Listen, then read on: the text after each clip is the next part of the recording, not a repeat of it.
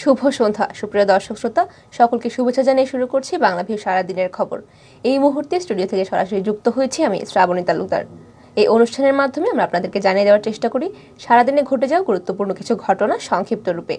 এই মুহূর্তে আপনারা লাইভটি সরাসরি দেখতে পাচ্ছেন একযোগে বাংলা ভিউ এবং সিলেট ভিউ পেজে। চলুন জেনে নেওয়া যাক সারাদিনের কিছু গুরুত্বপূর্ণ ঘটনা সংক্ষিপ্ত রূপে। সিলেট নগরীর মদিনা মার্কেটের পার্শ্ববর্তী গোয়াবাড়ির একটি বসতবাড়িতে অগ্নিকাণ্ডের ঘটনা ঘটেছে। এই ঘটনায় শোভারানী চন্দ নামে এক প্রতিবন্ধী বৃদ্ধ ব্যক্তি মারা গেছেন। শনিবার বিকেল 3:15টার দিকে অগ্নিকাণ্ডের ঘটনাটি ঘটেছে। এই ঘটনায় এক শিশু আহত হয়েছে। মারা যাওয়া বৃদ্ধার বাড়ি সুনামগঞ্জ জেলা জগন্নাথপুরের মজিদপুর গ্রামে।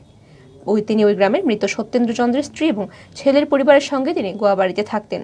প্রত্যক্ষদর্শী, পুলিশ এবং ফায়ার সার্ভিস সূত্র জানিয়েছে, গোয়াবাড়ির মোহনা আবাসিক এলাকার সি ব্লকের 24 নং বাসার ভাড়াটে গ্যাসের চুলার উপরে কাপড় শুকাতে দিয়েছিলেন। শনিবার বিকেল 3:15টার দিকে সেই কাপড়ে আগুন লেগে যায় এবং মুহূর্তে দাউ দাউ করে ঘর জ্বলে পড়ে সবগুলো কক্ষে ছড়িয়ে পড়ে আগুন। এবং এ সময় রান্নাঘরের পাশের কক্ষে থাকা প্রতিবন্ধী শোভারানী চন্দ বের হতে না পারায় তিনি মুহূর্তেই পুড়ে ছাই হয়ে যান। এ সময় স্থানীয়রা আগুন নেভাতে চেষ্টা করেন। ফায়ার সার্ভিসের একটি টিম আসার আগেই আগুনটা অনেকটা নিয়ন্ত্রণে আনেন স্থানীয়রা। পরে ফায়ার সার্ভিসের 4টি টিম ঘটনাস্থলে পৌঁছে আগুন পুরোপুরি নিয়ন্ত্রণে নিয়ে আসে। আগুন নেভার পর শোভারানীর লাশ উদ্ধার করে পুলিশের কাছে হস্তান্তর করে ফায়ার সার্ভিস। স্থানীয়রা জানান, বাসাটি স্থানীয় মুক্তিযোদ্ধা মির্জা জামাল পাশার। তিনি সিলেট জেলা মুক্তিযোদ্ধা সংসদের সাবেক কমান্ডার। তার এই বাসায় 8 পরিবারের সদস্য ভাড়া থাকেন।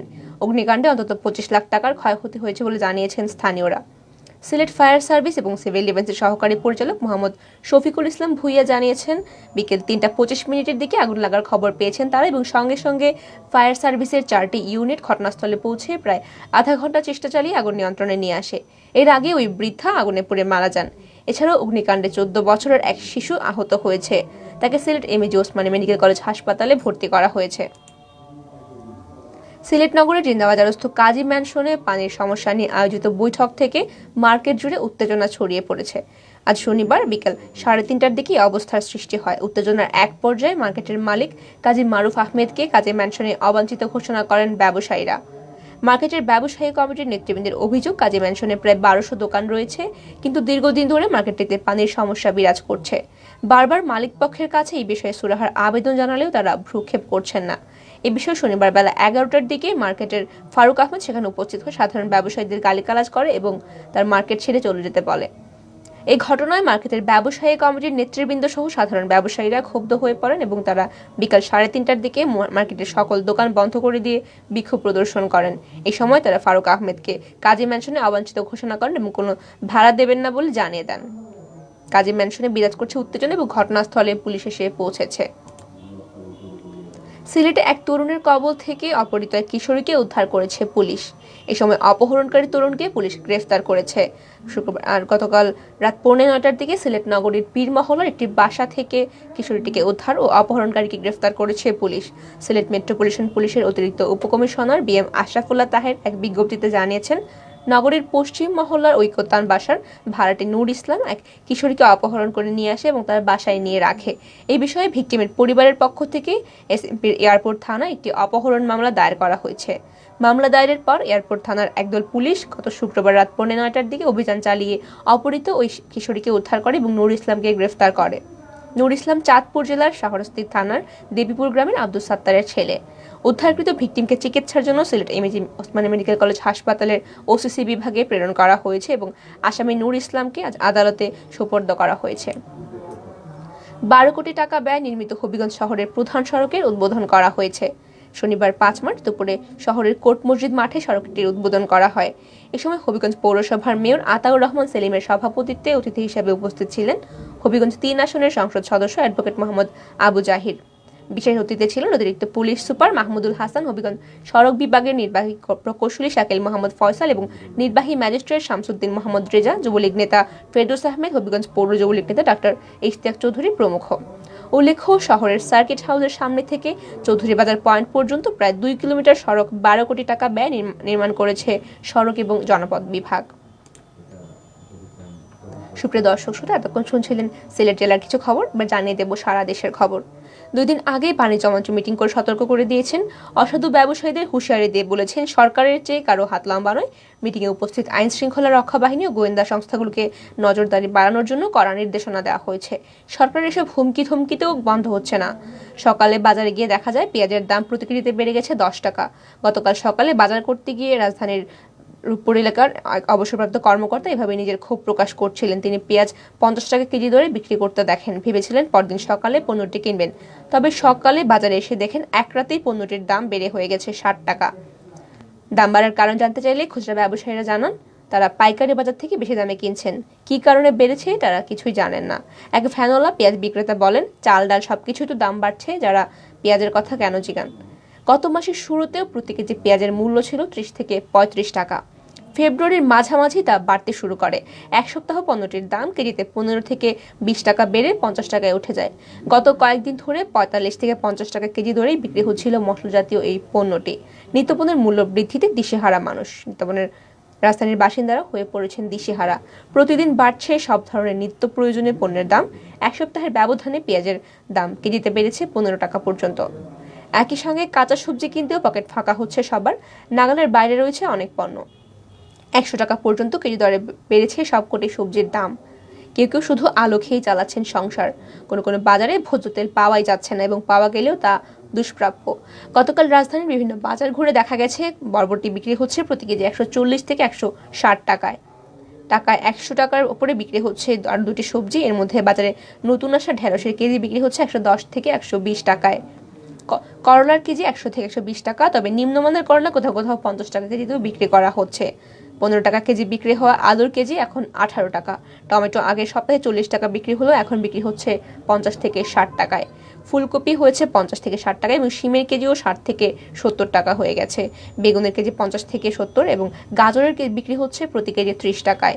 মূলা বিক্রি হচ্ছে প্রতি কেজি 30 থেকে 40 টাকা এবং সাদা মুরগি 160 থেকে 165 আর সোনালী মুরগি বিক্রি হচ্ছে 290 থেকে 320 টাকা দরে। এবার চলে যাচ্ছে আন্তর্জাতিকে। ইউক্রেনের সমুদ্র তীরবর্তী শহর মারিউপোল এবং ভ্যালেনকোভার সামরিক লোকজনকে সরে যাওয়ার সুযোগ করে দিতে যুদ্ধবিরতি ঘোষণা করলেও রুশ সৈন্যরা তা পুরোপুরি মানছে না। মারিউপোলে এখনও তারা গোলাবর্ষণ করছে বলে অভিযোগ করেছেন শহরটির deputy mayor Serhiy Orlov.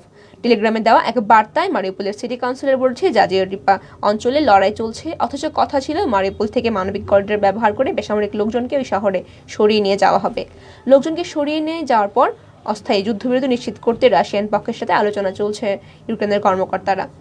Mayor Serhiy Orlov বিবিসিকে জানিয়েছেন রাশিয়ানরা তাদের লক্ষ্য অর্জনে বোমা বর্ষণ এবং গোলাবারুদ নিক্ষেপ করে আসছে, এটি একেবারেই পাগলামি। তিনি আরও বলেন মারিউপোলে কোনো যুদ্ধবিরতি নেই, লোকজনকে সরিয়ে নেওয়া পথ জুড়েও যুদ্ধবিরতি দেখা যাচ্ছে না এবং তাদের লোকজন বেসামরিক লোকজন চলে যেতে প্রস্তুত, কিন্তু গোলাগুলির মুখে তারা কোথাও যেতে পারছে না।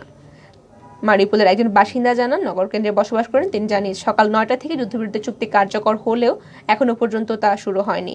তিনি আরও বলেন সবুজ করিডোরটি একেবারেই অর্থহীন। এমন লোকজনের গাড়ি দেখা যাচ্ছে যারা পালানোর চেষ্টা করছিল এবং বর্তমানে শহরে ফিরে আসছে। এর মধ্যে ন্যাটো ইউক্রেনকে পূর্ণ সদস্যপদ না দিলে সহযোগী দেশ হিসেবে মনোনীত করায় দ্বন্দ্বের তীব্রতা আরও বেড়ে গেছে। ন্যাটোর সদস্যপদের জন্য আবেদন প্রত্যাহারে ইউক্রেনের উপর চাপ প্রয়োগ করতে গত 2 মাসে রাশিয়া ইউক্রেন সীমান্তে প্রায় 2 লাখ সেনা মোতায়েন করেছিল মস্কো। আফ্রিকার দেশ দক্ষিণ সুদানে বাংলাদেশের শান্তিরক্ষীরা তাদের অপরিসীম ত্যাগ, কষ্ট এবং পরিশ্রমের মাধ্যমে বাংলাদেশকে তুলে ধরছে অনন্য উচ্চতায়। আমাদের শান্তিরক্ষীরা প্রতিকূল পরিবেশে জীবনের ঝুঁকি নিয়ে বিশ্বের বিভিন্ন দেশে শান্তি প্রতিষ্ঠার জন্য কাজ করে যাচ্ছে। আয়তনে বাংলাদেশের প্রায় 5 গুণ বড় দক্ষিণ সুদানের মানুষ বাংলাদেশের শান্তিরক্ষীদের নিষ্ঠা সহমর্মিতার জন্য তাদের অন্তরে লালন করে। স্থলবেষ্টিত দেশটিতে পানির অনেক সংকট, বৃষ্টিপাতের পরিমাণ খুব কম, তাদের মাথাপিছু পানির ব্যবহার পরিমাণও কম। দেশটির অধিকাংশ মানুষ নিয়মিত গোসল করারও সুযোগ পায় না। পানির একমাত্র উৎস হোয়াইট নাইল, এটি দীর্ঘ নীলনদের একটি খরস্রোতা। পানির এত সমস্যার মধ্যেও মাটির নিচ থেকে পানি তোলার অনুমতি দেয় না তাদের সরকার। তাদের আশঙ্কা মাটি খননের মাধ্যমে কোনো না কোনোভাবে বিপুল খনিজ সম্পদ বেহাত হয়ে যেতে পারে। ফলে সেখানে নিয়োজিত জাতিসংঘের 52টি দেশের 14,000 শান্তিরক্ষী মিশন এক্সপার্ট স্টাফ অফিসারকে এই নদের পানি পরিশোধন করে ব্যবহার করতে হয়। পানি সংগ্রহ করতে হয় নীল নদ থেকে। পানযোগ্য পানির জন্য দেশটিতে যেন চলছে মাতম। প্রতিদিন সশস্ত্র পাহারা দিয়ে পানি তোলার পাম্প বসানো আছে, সেখান থেকে পানি ভর্তি লরিগুলো আবার সশস্ত্র পাহারা দিয়ে বিভিন্ন দেশের ক্যাম্পে নিয়ে যাওয়া হয়। এই দৃশ্য দেখে মনে হতে পারে যেন পানির জন্য কারবালার যুদ্ধ চলছে।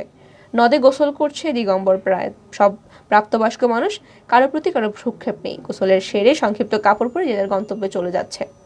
অনভ্যস্ত চোখে এই দৃশ্য অস্বস্তিকর লাগতে পারে, তবে বাতাসে তখন 39 ডিগ্রি তাপমাত্রার উত্তাপ, মানুষ কতটা অসহায় হলে এইভাবে চলতে পারে। জাতিসংঘ ও শান্তি রক্ষা মিশনের আওতায় বিশ্বের সংঘাতপূর্ণ দেশে দেশে শান্তি প্রতিষ্ঠা দীর্ঘদিন থেকে কাজ করছে বাংলাদেশ সেনাবাহিনী শান্তিরক্ষীরা। এরই অধিকাংশ আফ্রিকার দেশ। ইতিমধ্যে আফ্রিকার আইভরি কোস্ট, সিয়েরা লিওন এবং আরও বিভিন্ন দেশে মানুষকে বাঁচাতে কাজ করে যাচ্ছেন শান্তিরক্ষী বাংলাদেশের কর্মীরা। দক্ষিণ সুদান শান্তিরক্ষা মিশনে বাংলাদেশের 1620 জন শান্তিরক্ষী দায়িত্ব পালন করছেন। এর মধ্যে বাংলাদেশ সেনাবাহিনীর 1414 জন, বাংলাদেশ নৌবাহিনীর 203, বিমান বাহিনীর 3 জন সদস্য দায়িত্ব পালন করছেন।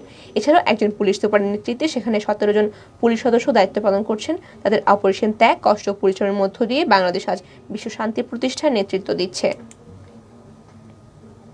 এবার চলে যাচ্ছি খেলার খবরে। 8 উইকেটে জিতেছে আফগানিস্তান। বাংলাদেশ আফগানিস্তান টি-20 সিরিজের দ্বিতীয় ম্যাচে স্বাগতম। আফগানিস্তানের বিপক্ষে টি-20 সিরিজে আজ 8 উইকেটে সিরিজটি জয় পেয়েছে আফগানিস্তান। রশিদ খানকে সুইপ করে 4 মারতে ইতিহাসটা এসে লুটিয়ে পড়ল মাহমুদুল্লাহ রিয়াদের পায়ে। প্রথম বাংলাদেশি ক্রিকেটার হিসেবে 2000 টি-20 রানে মাইলফলক ছুঁলেন বাংলাদেশের এই অধিনায়ক। বাংলাদেশের টি-20 ইতিহাসে তার জায়গা সবার উপরে ছিল আগে থেকেই। সাকিব আল হাসানকে টপকে বাংলাদেশের সর্বোচ্চ রান সংগ্রাহক ছিলেন আগেই। এবারে প্রথম খেলোয়াড় হিসেবে 2000 টি-20 রানের কীর্তি গড়লেন তিনি। বাংলাদেশের টি-20 ইতিহাসে 1000-এর বেশি রান আছে 5 জন ক্রিকেটারের।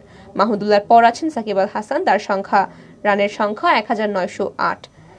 1701 রান নিয়ে তামিম ইকবাল আছেন 3-এ এবং চতুর্থ স্থানে থাকা মুশফিকুর রহিমের রান 1495।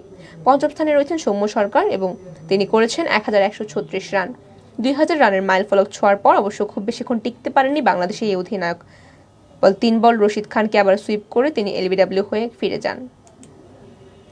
সুপ্রিয় দর্শক শ্রোতা, এতক্ষণ শুনছিলেন বাংলাদেশ এবং বিশ্বের বিভিন্ন দেশের কিছু খবর। শেষ করার আগে জানিয়ে দেব সারা দেশের করোনা পরিস্থিতি। বাংলাদেশে বিশ্বের সব যাত্রীর জন্য ভ্রমণ বিধিনিষেধ শিথিল করেছে মালদ্বীপ। দেশটিতে যেতে আগ্রহী ব্যক্তিদের জন্য করোনা টেস্ট বাধ্যতামূলক তুলে দিয়েছে পর্যটন মন্ত্রণালয়। গতকাল এই নির্দেশনা জারি করা হয়েছে। আজ শনিবার থেকে নতুন নির্দেশনা কার্যকর হচ্ছে। নির্দেশনায় বলা হয়েছে, কোনো যাত্রী যদি করোনা প্রতিরোধ টিকার পূর্ণাঙ্গ ডোজ নিয়ে থাকে সেক্ষেত্রে 5 মার্চ থেকে সেসব যাত্রীর মালদ্বীপ ভ্রমণের আগে পিআরসি টেস্ট বাধ্যতামূলক প্রত্যাহার করা হয়েছে। এবং এছাড়া কোনো যাত্রী যদি মালদ্বীপের বিমানবন্দরে নেমে সরাসরি কোনো দ্বীপের রিসোর্টে চলে যান সেক্ষেত্রেও তার জন্য করোনা টেস্টের বাধ্যবাধকতা নেই।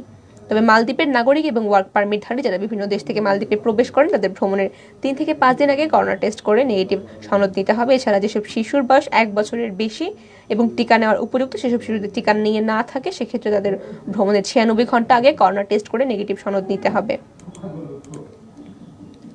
করোনা ভাইরাসে গত 24 ঘন্টায় 13 জনের মৃত্যু হয়েছে। এ নিয়ে সারা দেশে করোনায় মোট মৃত্যুর সংখ্যা দাঁড়িয়েছে 29,077 জনে। একই সময় নতুন করে করোনা শনাক্ত হয়েছেন 386 জন। শনাক্তের হার 2.11% এবং এ পর্যন্ত মোট শনাক্ত রোগীর সংখ্যা দাঁড়িয়েছে 19,46,737 জনে। শনিবার 5 মার্চ স্বাস্থ্য দপ্তর থেকে পাঠানো করোনা বিষয়ক বিজ্ঞপ্তিতে এই তথ্যটি জানানো হয়েছে।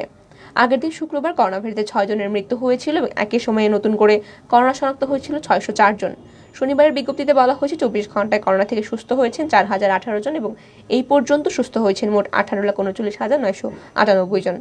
24 ঘন্টায় 17,414টি নমুনা পরীক্ষা সংগ্রহ করা হয় এবং পরীক্ষা করা হয় 17,463টি। পরীক্ষার বিপরীতে শনাক্তের হার দাঁড়িয়েছে 2.11%। মহামারীর শুরু থেকে এই পর্যন্ত মোট শনাক্তের সংখ্যা 14.41%। 2020 সালের 8 মার্চে দেশে প্রথম করোনা ভাইরাস শনাক্ত হয়েছিল 3 জনের দেহে। এর 10 দিন পর ওই বছরের 8 মার্চের 18 তারিখ থেকে দেশে ভাইরাসে আক্রান্ত হয়ে একজনের মৃত্যু হয়েছিল।